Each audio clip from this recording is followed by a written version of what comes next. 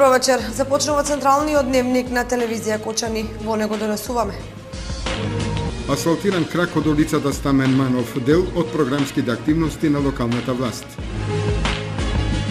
Партиите се раздвижуваат. Значи ли тоа дека наскоро ќе има избори?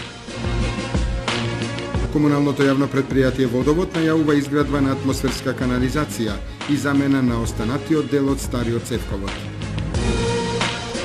Комисијата за земјоделие при општината Чешиново-Блешево со анализа за претрпените штети кај Оризот. Делата на меѓународната ликовна колонија Лазар Софијанов од Кратово изложени во Центарот за култура во Кочани. Со информациите од дневникот почнуваме веднаш по рекламите. Останете со нас.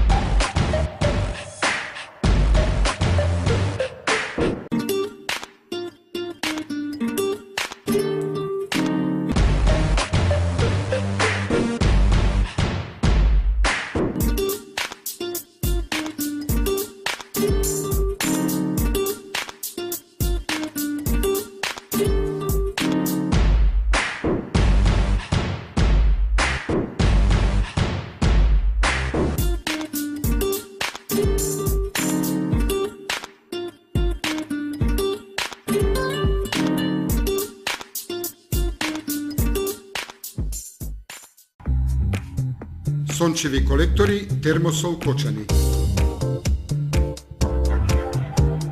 20-годишното искуство и стручност на инженер Никола Соколов, вградени во сончеви колектори, ви гарантираат сигурна заштита и благодет во домот. Зошто да плаќате скапа струја?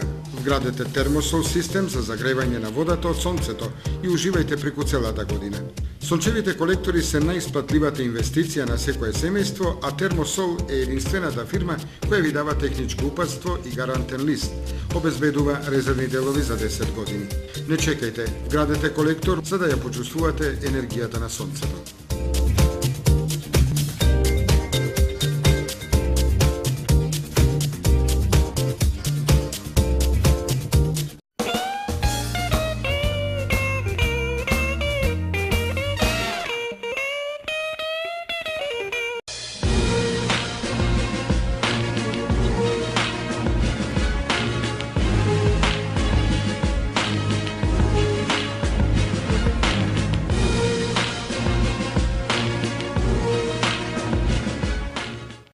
Асфалтиран крак од улицата Стамен Манов во Кочани. Ова е дел од програмските активности на локалната власт до крајот на годината.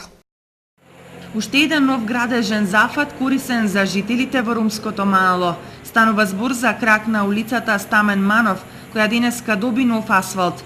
Иако многу од граѓаните не знаат дека оваа точка е една од најфреквентните, надлежните велат дека градежниот зафат на оваа улица одамна и бил потребен. Денеска заедно со председателот на Советот се вклучуваме во една проверка на она што се работи на улицата Стамен Манов. Се работи за еден проект кој што е заеднички помеѓу општина Кочани и владата на Република Македонија од декадата на ромите, а тоа е пробивање, подготвување и асфалтирање на еден дел од улицата Стамен Манов овде во ромското мало. сакам да кажам дека општина Кочани се грижи за ромската популација по повеќе основи. Една од тие заеднички со владата да овозможиме главните инфраструктурни проблеми да им ги решиме овде. Ова е веќе 4-та година како тоа го работиме и ќе продолжиме и понатаму и во наредниот период да заеднички настапуваме за решавање на инфраструктурните проблеми во ромското мало. Долга е 230 метри, подпорни ѕидови провиеме на 130 метри, сега на ширината на коловоза е 5 метри.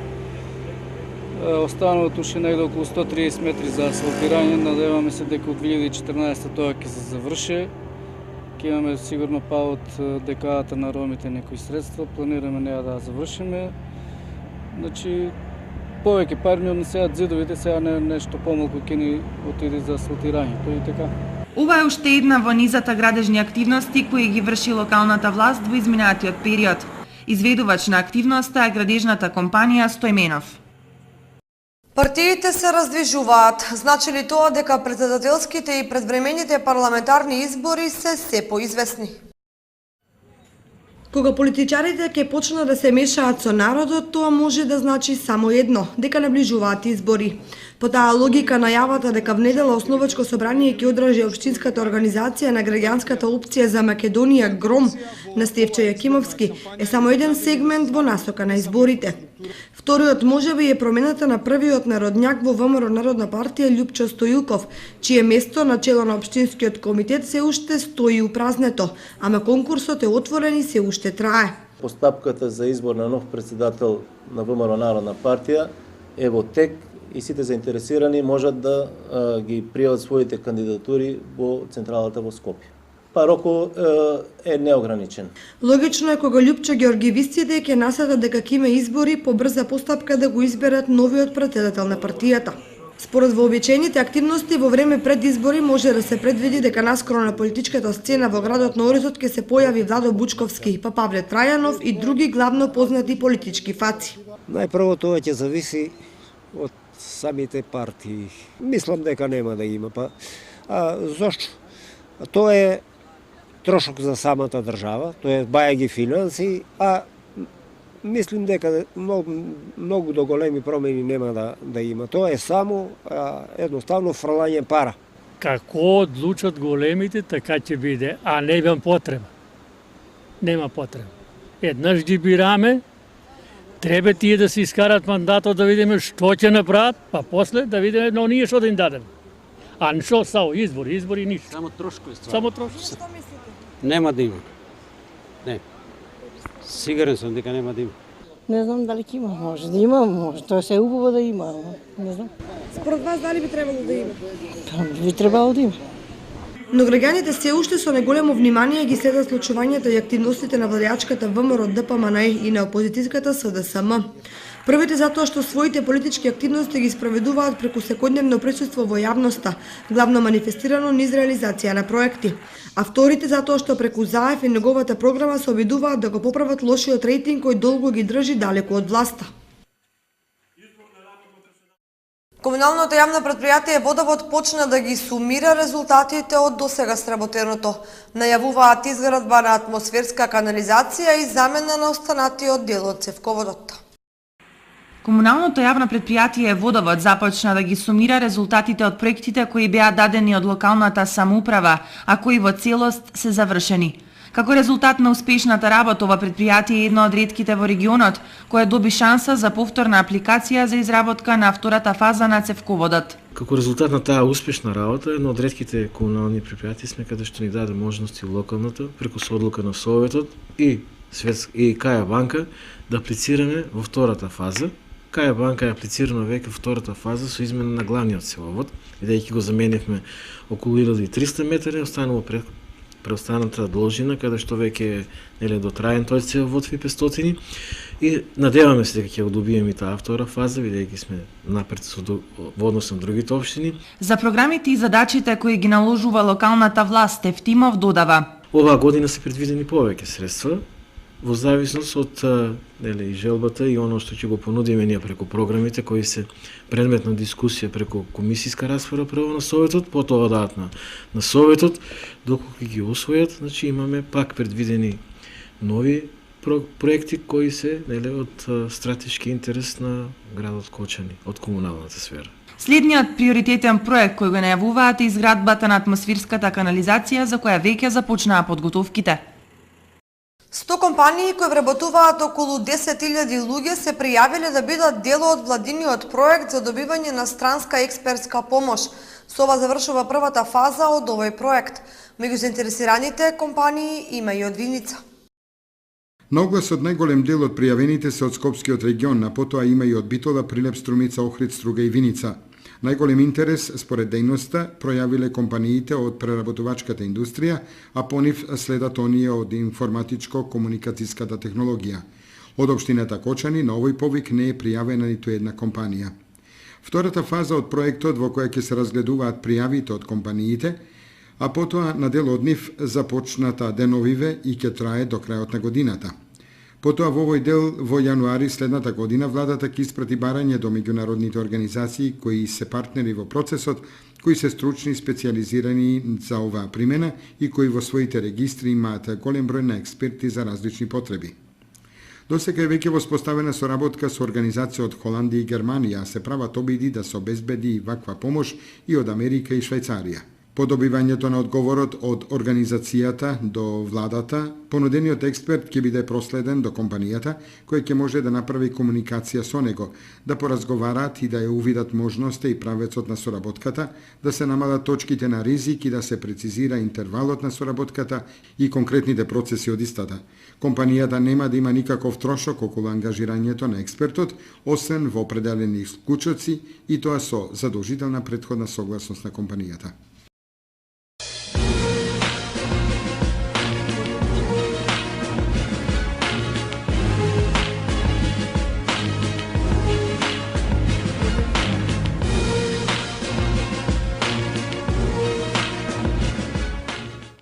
Комисијата за земјоделие при општина Чешиново Облешево направи анализа на претрпените штети кај оризот од годинашната реколта. Истите ги достави до општината и до Министерството за земјоделство.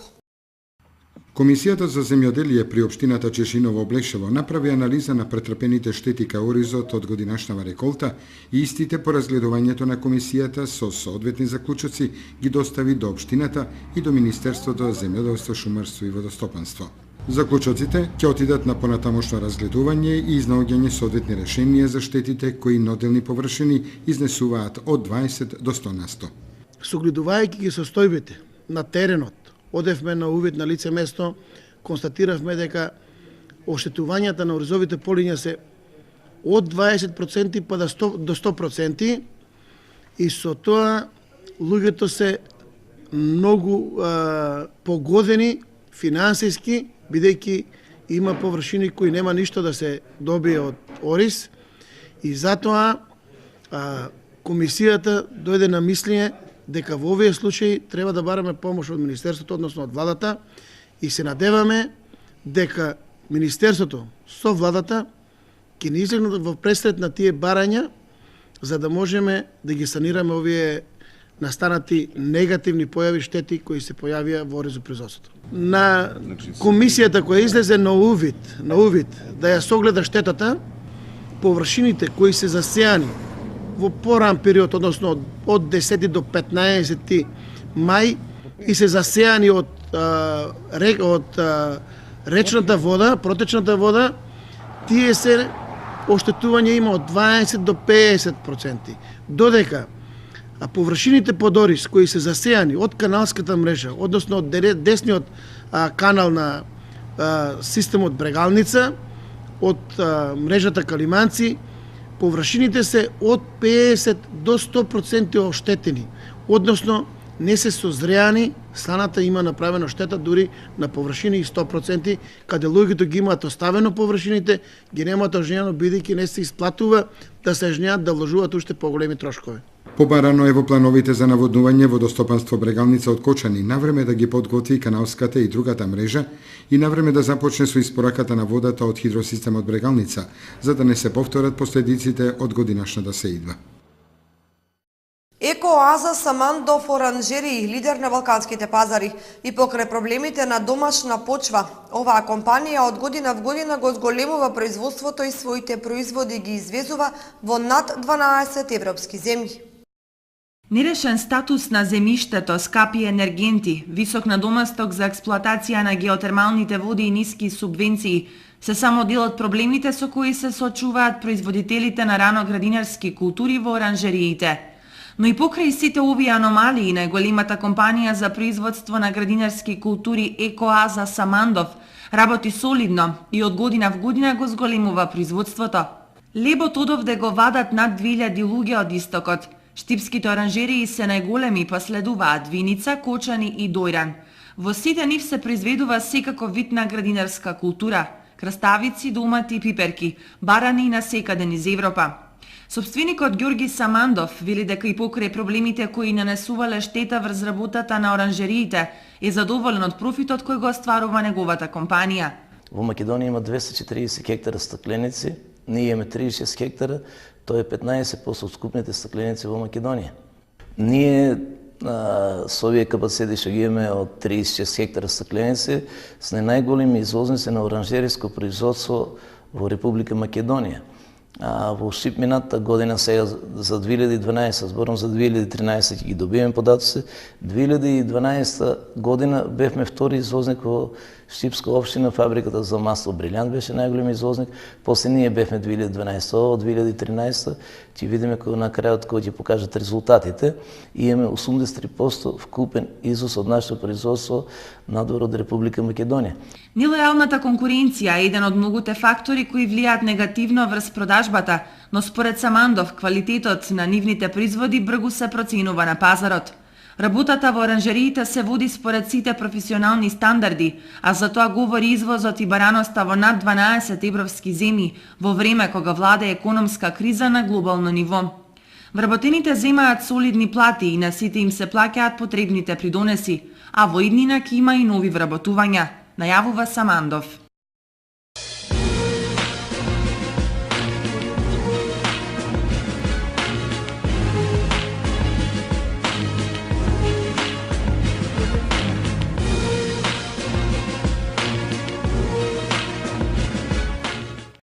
Делата од 20-та меѓународна ликовна колонија Лазар Софијанов од Кратово од денеска изложени во Центарот за култура во Кочани, презентирани 21 цртеж.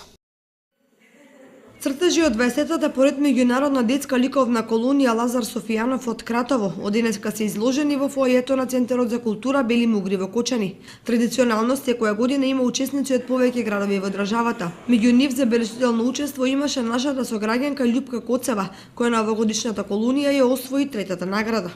Многу сум задоволна како помина, многу се дружевме, имаше учесници од другите градови, од Србија. Сликавме стара архитектура од градот и се сликавме по минимум две дела. Овде се сликите и сите ќе може да ги погледнат во наредните 2 недели. Долго ме поканат оваа година, со задоволство повторно ќе учествувам. Задоволен од долгогодишната соработка со Центарот за култура Бели Мугри и од успешната реализација на оваа 20-та ликовна колонија, директорот на Домот на културата од Кратово изјави. На колонијата учествува 22 учесници, а работеа на тема Староградска архитектура на град Кратово. Изработија 41 цртежи и слики, од кои 28 се изложени во просториите на Центарот за култура Бели Мугри во Кочани. Оваа година имаше учесници од повеќе градови на Република Македонија, од Скопје, Куманово, Кавадарци, Радовиш, Неготино, од Кочани 20 учесници и 20 учесници од Сокобања, Република Србија. Во почеток беше изложена во Домот на културата Лазар Софијанов во Кратово на 6 септември. Тоа традиционално ја отвараме тогаш во чест на ослободувањето на градот Кратово и еве денеска тука во Кочани. Кога ќе заврши тука изложбата, ја презимаат другите центри и домови на култура од другите градови од каде што имаме учесници. Делата од ликовната колонија Лазар Софијанов ќе бидат изложени во наредните 15 дена во холот на Центарот за култура Бели Мугри, каде може да ги видат граѓаните од нашата општина и поширок. Од 18 ноември група на медицински сестри од здравствениот дом Кочани започнаа со посетата на стари изнемоштени лица, како дел од новиот проект на владата на Република Македонија наречен Домашна визита. Досега има посетено вкупно 79 лица. Новиот проект на владата на Република Македонија за посета на стари изнемоштени лица започна да се реализира и во нашата општина. Група на доктори и медицински сестри секојдневно ги посетуваат лицата кои имаат здравствени проблеми, а не можат да го посетат здравствениот дом во Кочани. Во нашата општина се евидентирани 450 стари лица кои треба да се посетат во предвидениот рок до крајот на оваа година. Најголем дел од лицата се на возраст над 60 години и претежно се со болести, шекерна болест, хронични бронхити, а помал дел со кардиоваскуларни заболувања. Акцијата започна на 18 ноември и ќе трае до крајот на 2013 година. Од понеделник кога започна акцијата, значи од 18 ноември до денес петок 22 ноември, вкупно се посетени и прегледени 79 лица, од кои 58 жени и 21 маж. Во акцијата се опфатени мерење на крвниот притисок, потоа одредување на висината на шекер во крвта, маснотија, односно холестерол, мерење на крвниот притисок и давање на совети на овие пациенти. Ова за граѓаните на општина Кочани ќе значи многу, бидејќи тие не мораат да доаѓаат во болниците за да се прегледаат, туку медицински екипи секојдневно ќе доаѓаат во нивните домови за да им ја дадат соодветната терапија.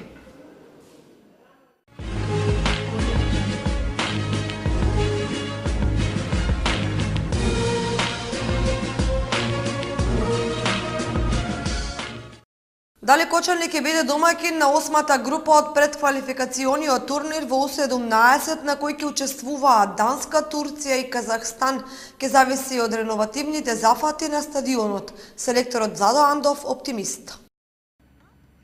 По извлекувањето на групите од преквалификационите турнири на Европското првенство во фудбал во женска конкуренција во 2014 година, кое се одржа во Нион, познати се противниците на нашата репрезентација во предвидените категории. Во 8-та група во категоријата U17, доколку во зимската пауза се реновираат соблекувалните и санитарните чворови, постои можност турнирот да се одигра на стадионот Никола Мантов во Кочани. Освен репрезентацијата на Македонија, во оваа група се најдоа и Данска, Турција и Казахстан, а турнирот ќе се одигра од 16 до 21 октомври 2014 година. Тоа се квалификациони групи за Европското првенство 2014 година. Се надеваме доколку ги исполниме условите, тоа што се договоривме заедно со градоначалникот и Фудбалската федерација на Македонија, комплетно реновирање на потребинскиот процес на гардеробите. Со тоа истовремено ќе добиеме лиценцата за меѓународни надпревари и се надеваме дека двете утакмици квалификациите во 19 и предквалификациите, тоа турнирските надпревари кои ќе се организираат во април месец и во септември месец, се надеваме дека ќе бидат на градскиот стадион Никола Мантов во Кочани. Како град покрај Кочани, тука е и младост од Оризари, можам да кажам, на едно кратко место од 2,5 километра имаме две прволигашки екипи. Тоа ќе значи за придобивките и на градот, и на околината, и на источниот дел на Македонија. Со тоа се планира да Кочани прерасне една колевка на женскиот фудбал на Македонија. Во категоријата U19 македонската женска фудбалска репрезентација за противници ги доби Португалија, Русија и Белорусија. Домакин на оваа предквалификациона група ќе биде Португалија, а турнирот ќе се одржи од 13 до 18 септември. Бе извлечени и групите во така наречените развојни турнири во U16, U17 и U18. Развојниот турнир во U16 ќе се игра во Сараево, Босна и Херцеговина, а на него, освен репрезентацијата на Македонија и домакинот Босна и Херцеговина, ќе учествуваат и репрезентациите на Црна Гора и Азербејџан. Во U17 развојниот турнир ќе се игра во Република Србија, а ќе учествуваат репрезентациите на Србија, Македонија и Босна и Херцеговина. Последниот развоен турнир ќе се игра во категоријата U18, на кој домаќин е Република Македонија и на него освен Македонија ќе настапат и репрезентациите на Република Србија и на Република Бугарија. По освоениот бод во Куманово, раководството и фудбалерите на КМФ Кочани најавуваат нова победа над второпласираниот Овче поле. На денешната пресконференција представници на футсал клубот Кочани најавија ново фудбалско уживање во спортската сала Никола Карев, каде ќе го угостат второпласираниот тим на табелата Овче поле. И замолуваме сите заинтересирани гледачи кои сакат и имат да уживаат во мејсториите на малиот фудбал, да бидат дојдени, добре дојдени и да ги бодат нашите фудбалери. Во училишната спортска сала во Никола Карев надпреварот започнува во 19 часот во сабота. Фудбалерот Гоше Велков се наврати на освоениот бод во Куманово и повика на поголемо присуство на публиката на утрешниот надпревар. Последниот одигран надпревар минатата недела со екипата на Куманово беше еден одличен надпревар во кој и двете екипи има шанси за да дојдат до 3 бода, но сепак од негатива од 2:1 на полувреме, ние со заеднички сили, сите заедно и на крајот успеавме да го изедначиме резултатот на 3:3. И ако беше среќата на наша страна, можеби ќе се вративме со 3 бода, но сепак задоволни сме и со нерешено и со бодот освоен во Куманово и се одигравме еден одличен надпревар. Екипата е подготвена за утрешниот надпревар, а сите фудбалери му се на располагање на тренерот Крсте Крстев, ни истакна Љупчо Коцевски. Утре ни чека многу тежок надпревар со второпласираната екипа од Овче поле од Свети Николе. Како екипа редовно на тренинзи, спремни за утрешниот надпревар. Потполно сме подготвени. Цела екипа со нашиот тренер Крсте Крстев и мислам дека треба да ги земеме бодовите во достанот кај нас во Кочани. Од овој надпревар многу очекуваат во футсал клубот Кочани, бидејќи евентуална победа ќе истакне кандидатурата на Кочанскиот клуб за висок класман. Во тој правец се и очекувањата од поддршката на публиката, која знае да биде решавачка во вакви дерби дуели.